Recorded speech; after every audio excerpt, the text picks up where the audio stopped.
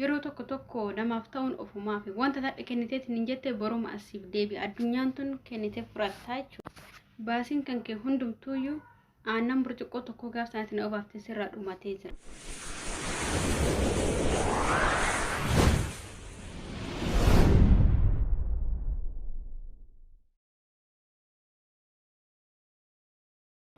السلام عليكم ورحمة الله وبركاته. جرتو هردوتو تاسيا جماعة بجلة ترجم تنو دكيسنو بقى جراتني ورا روا لقطين لنا نحو بقى نجار لقطني يوتيوبي كنا لايك سبسكرايب وتشون رافتنا الأول نرتفعت لقطين لي لايك أكسو فيديو في لقى ما تدا وتشون رافتنا نسنزل ويا هذا مو مالك بتدل لقطين كسنين أولون أكو ما تدور على ترجتني أوف نمافتون أوف ما في جلو سنيدا سينا باي جرانا ما ينتو كولا سينا سونيسي مالدا مجاتو كتره kophaa isaa jiraata ture haadha sin qabu abba sin qabu obboleessa sin qabu kooma isaa jiraata ture godara mana keessa jiraatu yoo dhaban ture ofuma barsiisa akkasumatti karara deemaa kadhataa achi booda waan hin godhu dhabee hojii uumate si gaazexaa kana gurguraa duraan nyaata ittiin bitataa daftara ittiin bitataa jiraata ture akka carraa ta'ee guyyaa tokkoo fi gaazexaa kana gurguruudhaaf katamaa deeme namni irraa bituu dhabame. Osoo gurguratin guyyaa guutuu duraayyuu isa gurguratee ittiin nyaata ittiin dhuga waan ta'eef osoo gurguratin oole. Gara goroo dhabee fira sin qabu obboleeyyan sin qabu bakka itti nyaatu bakka itti dhugu kan biraan qabu kanaan jiraata waan ta'u dhabee du'aa fi jiruu jidduu waan jiruuf mala tokko baafate. Akkanatti du'urraa mana namaa wayii deemee nyaata kadhachuun qabaa jedhee murteesse. Deemee mana namaa wayii dhaqe. Yeroo mana nama sanii dhaqu akka carraa ta'ee warri mana hin jiru ture jetti tokkotu jira isin mana jira isirratti bari dhedhee dhingaachi gaheetiin jedhee nagaa gaafate saalfate nyaata gaafachuu saalfate mee bishaan naa kenni dhoobadheera bishaan naa kenni jedheen isinis gizee tokko dhaabattee ilaalte boodarraa maatii harka qal'iyyiitii kan isillee waan ta'eef homaa hin qabanni mana keessa lallaaltuu wanti nyaatamu yookiin wanti dhugamu tokko hin jiru ture garuu akka carraa ta'e aannan jira ture. Bishaan inni gaafate san dhiste aannan fiddeefi. Yeroo isin fidduu fi rifateetu maan ija keessa ilaale. Bar ankas hin jedhe aannan osoo hin taane bishaan naa fidii sin jedhi jedheen. Isinis ani maatiin kiyya harka qalleeyyillee ta'u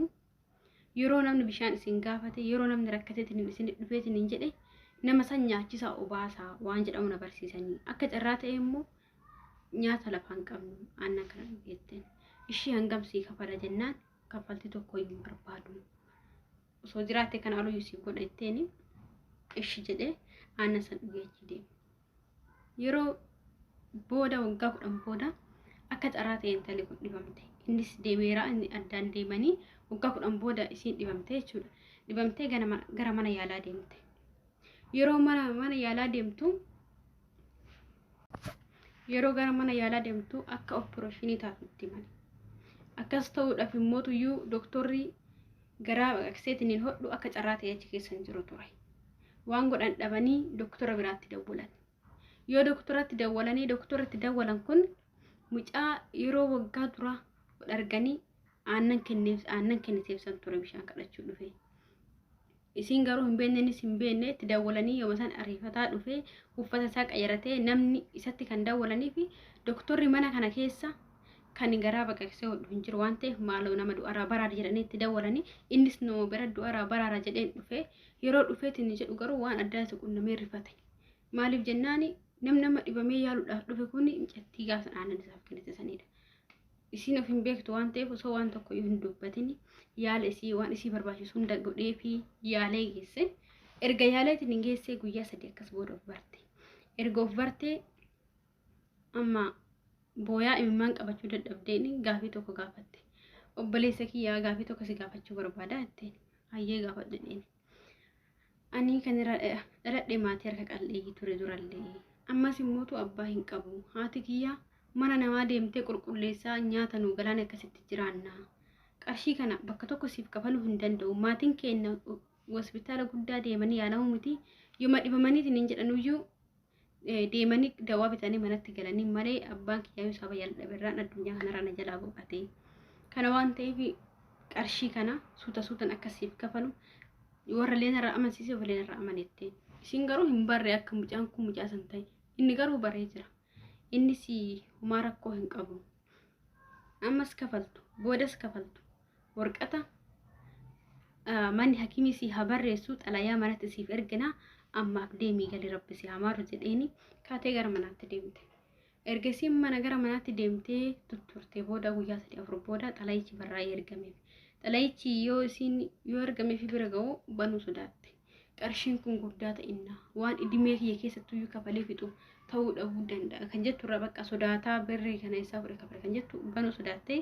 haa ta'u malee yeroo booda bantee jechuudha bantee yeroo isin dubbistu akkas jedha xalayichi hunda dura akkami fayyaan kan kee bakka rabbi si baay'ise kan jedhudha itti aansee mootuyyuu aniini hardha lubbuu kan kee du'arraa si oolche kun rabbi gaditti yoo hin yaadatta ta'e mucaa bara akkana rakkatee dhufee bishaan obaasenna aannan obaastee du'arraa oolchite sanii akkuma ati gaafsani bishaan sana obaafteetiin aannan sana obaaftee du'arraan oolchite ana sadha waan rabbi naa godheen du'arraa si oolchee jira kanaafuu qarshiin ati kafaltu tokkoyyuu hin jiru wanti wacii keetiitiif yaalli kan kee hundumtuuyyuu aannan burcuqqoo takka gaafa sana ati naa obaasteen sarraa cufameeraa jedheen isinis yeroo kana gammachuudhaaf naasoo addaan wallaaltee booda roonti gootuun jiru akkanatti dhumatee jechuudha yaa obboleeyyan kiyya hundanii kan isiniin jedheefi asirraa maal hubanna maal barannaa wanta dha namaaf goonu boru namaaf deebi'a addunyaattis aakirattis jechuudha akkasiin isiniin jedhaa wanta gadhumaatti na daawwataniif galatoomaa kanarraa barumsa guddaa barannaa waa hedduurraa hubannaa karraa hubattanis akka irraa barattanis abdiin qaba inshallah namaaf tola oolee rabbi ralle waa argatu namarallee waa argatu rabbiin nu haa taasisu walumaan nu haa milkeessuun isiniin jedha hanta gadhumaatti na daawwataniif galatoomaa laayik saabskiraayib gochuu hin irraanfatinaa